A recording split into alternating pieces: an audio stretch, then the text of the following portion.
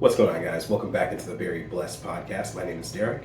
Thank you so much for clicking on the video and for joining us on our mid-week podcast. Now, last week, Wednesday, we talked about embracing imperfection as well as vulnerability.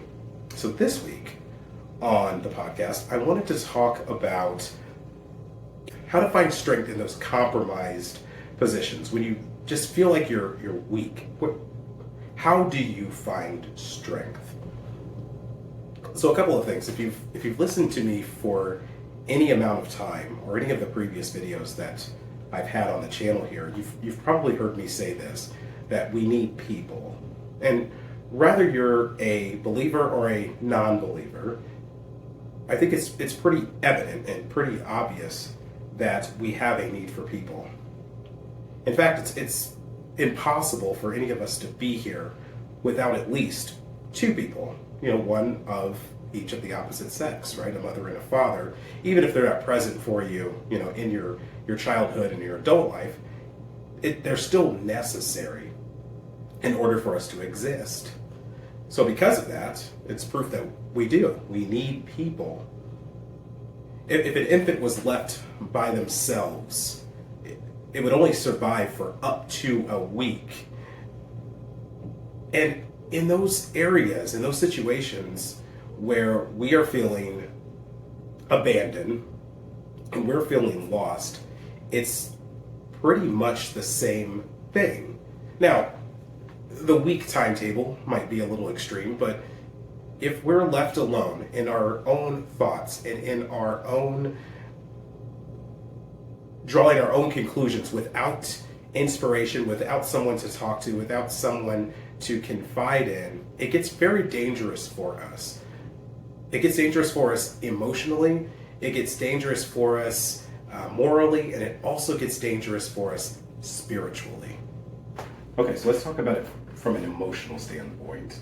When you're left with your own emotions and to really just wrestle with your own emotions, a couple of things happen. You start to reason internally with yourself. Now, the reason that becomes dangerous is because you're only using logic from one party. Oftentimes, we need multiple parties in order to balance out our own biased opinion. So, for example, if you have one person telling you to do something and another person telling you to do something, and then you have your own opinion, that gives you three takes on the situation. You're then able to weigh the pros and cons from each of those, and it's not just coming from a place internally. So emotionally, it's very, very dangerous when you're only hearing your own voice. You need another voice, at least one other voice, in order to reason. Another aspect of this is going to be morally. So in order to be morally right, it requires knowing the difference between right and wrong. So morals come into effect and they're challenged immensely when you are in a compromised state or in a vulnerable state. And the reason for this is we tend to, as humans, to deal with pain and to deal with anxiety, to deal with loneliness and all of these negative emotions.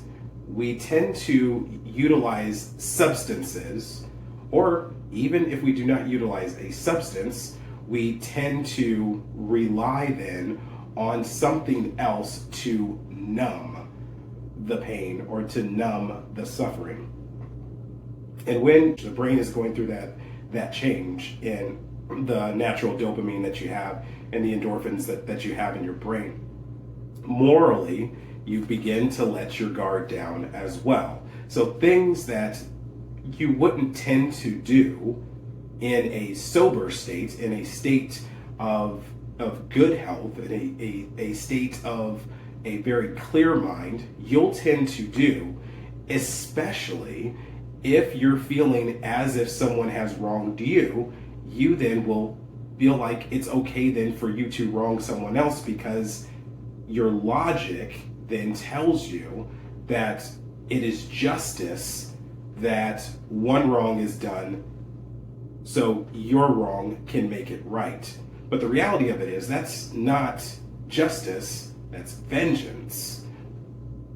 So alcohol, drugs, sex, with someone that you don't care for and someone that you're just using, these are all coping mechanisms that tend to lead us to do morally wrong things.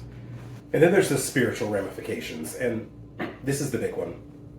Because when your emotions are compromised and your morals are compromised, then your spiritual health is going to suffer as well. We have this enemy that prowls like a lion, as the Bible tells us, in Lucifer and Satan, who legitimately looks for areas of vulnerability in order to attack. That is when he is going to attack you. You're going to get a full court press when you're going through these types of things.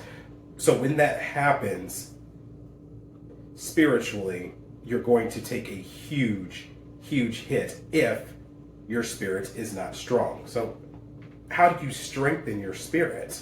How do you get through it? Well, you do so through prayer and supplication. I'm going to read a Bible verse right off of my arm here. It's actually a verse that's been on my arm all day today. It's Philippians 4:6, and it says, "Do not be anxious about anything, but in every situation, by prayer and petition, with thanksgiving, let your requests be made known to God." Which means in those situations where you are feeling anxious, when you're feeling alone, when you're feeling just mad, when you're feeling sad, prayer, which is just talking to God, is the number one way to get you through that.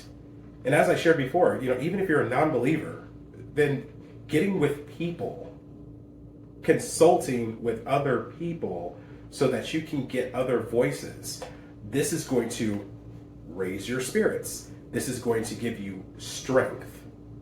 So this was a rather short video today, and I really just wanted to come in and encourage you in our midweek. And I really think going forward, this is more so of the style that I want to kind of bring to the midweek. It's just encouragement.